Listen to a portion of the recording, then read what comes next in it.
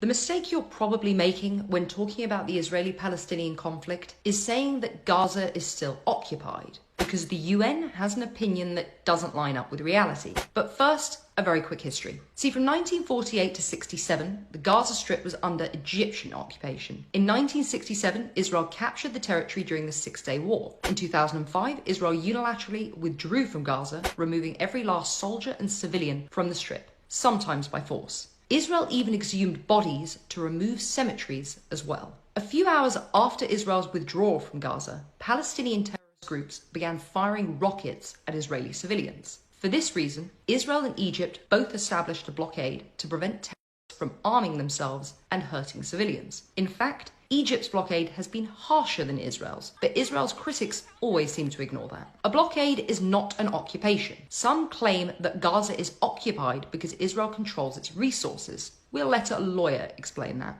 There is another myth here, that Israel has an obligation to supply Hamas terrorists with electricity and other goods, and that is without basis in international law. Israel is not required to fund or assist Hamas war efforts as it attempts to butcher Jews.